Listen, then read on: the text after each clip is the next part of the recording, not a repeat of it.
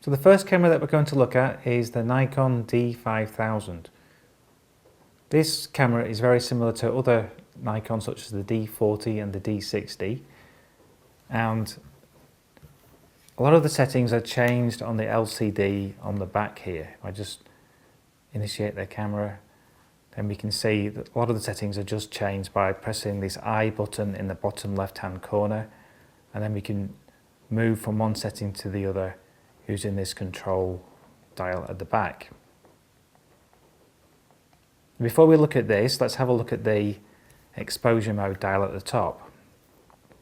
So here we have the fully automatic mode. This is where the camera decides what the aperture and shutter speed is going to be, and there's very little that we can override on that setting. Then we have all the scene modes here: portrait mode, landscape mode, sports, etc. But the ones we're looking at in this series is mainly the program mode, shutter priority, aperture priority, and manual modes. There's program mode. So if you're in program mode and you want to change a setting, first of all, make sure the camera is switched on, which it is, then half press the shutter button and that will turn the LCD on at the back. And then in this lighting condition, you can see the camera has chosen a 1/160th of a second shutter speed at f6.3. Now even in program mode you can change that if you wish. And you see that we're now in program star mode and we're changing the aperture. You can actually see a picture of the apertures getting bigger or smaller. So that's program mode. Now let's go to shutter priority mode, that's the S. That's the shutter button again. And now in shutter priority mode, the dial at the back will change the shutter speed. So there's a 250th, 320, 400, etc. So go one way, we change the shutter speed, go the other way. And as we change the shutter speed, it's changing the aperture to give you that shutter speed for this lighting condition. When we go to aperture priority mode, this dial will now change the aperture. It looks like exactly the same thing's happening, but we are actually changing the aperture and the camera's now trying to find a suitable shutter speed. Now let's go to manual mode. In manual mode, we need to change both the shutter speed and the aperture. Our aim here is to get the light meter, which is this strip here, to read 0. At the moment, we can see that it's pointing to the plus sign, so we're currently overexposed. So our goal is to change both the shutter speed and the aperture so that we have an arrow in the middle at 0. So let's first of all choose a shutter speed of 125th of a second. So I'm just moving the back dial. We've gone past it, there we go. So at 125th of a second, we are still overexposed. Each large line is one f-stop and each dot is 1/3. So we're currently 1 1/3 of a stop overexposed. So now we need to change the aperture. And to do that on this camera, because there's only one dial, we have to press and hold the plus minus button here. So I'm holding that down, and then now we move the dial and now we're changing the aperture. So in these lighting conditions, 1/25th of a second, or it's changing of course, and at f8 is the perfect exposure for this backdrop. So that's manual mode, where we're changing both the aperture and the shutter speed.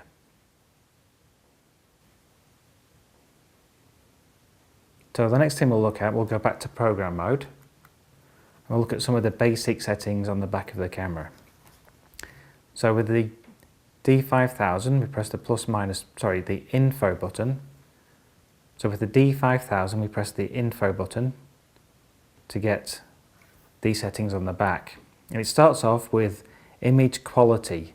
So this is where we can choose between a JPEG file and a RAW file. So we have currently set is fine, and fine means that we have a small amount of compression and a good quality picture.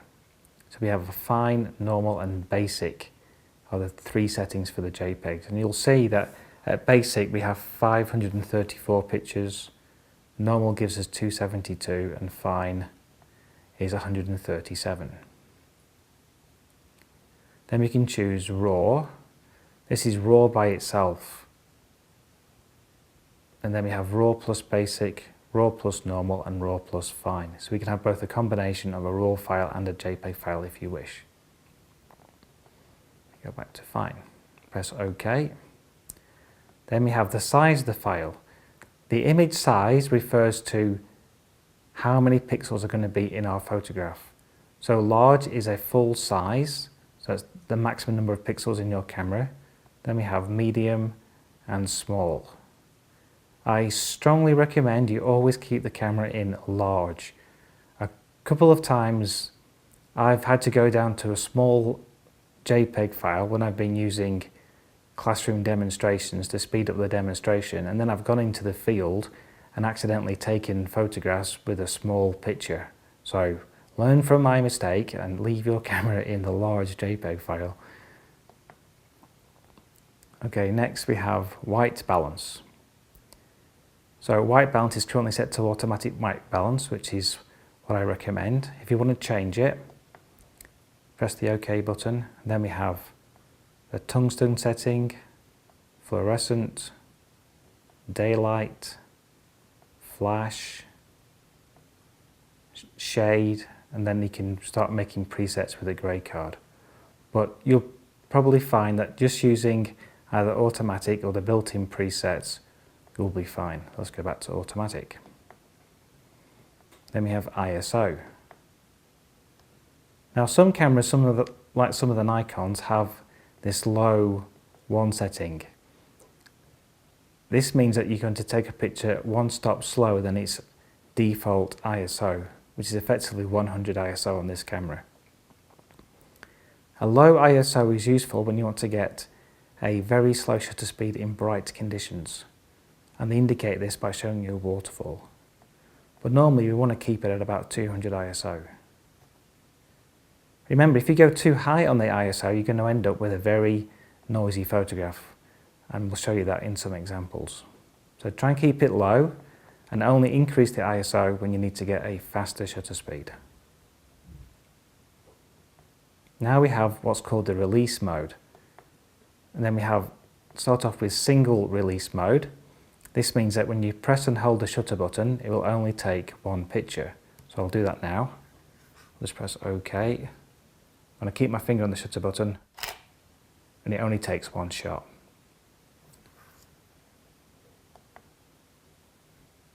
Let's press the I button again.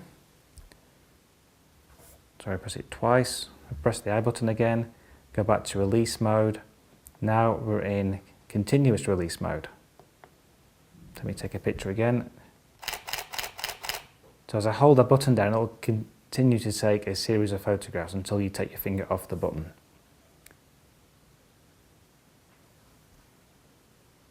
Also under release mode is the self timer. So we've got 10 seconds currently. The time of the self timer can be changed in the menu settings. Then we have the infrared remote with a 2-second delay, or the infrared remote. So that means by pressing the infrared remote, you will activate the shutter release on the camera.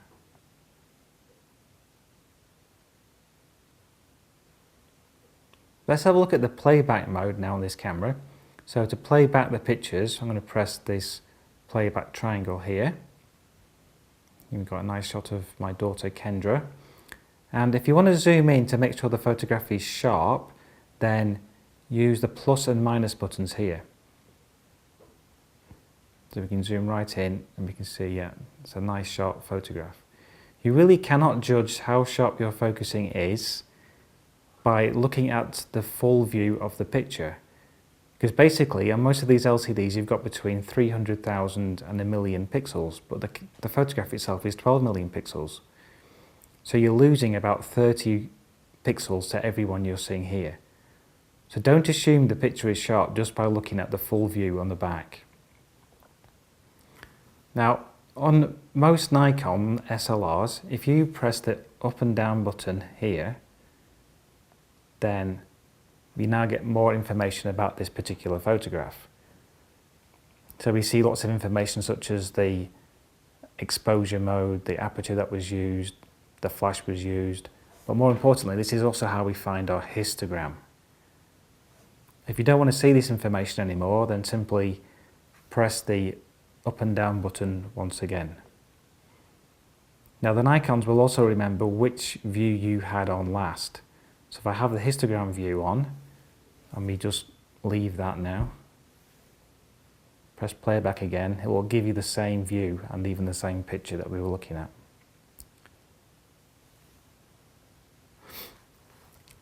Now sometimes when you're reviewing the picture, if you press the minus button too much, you get this grid of smaller frames.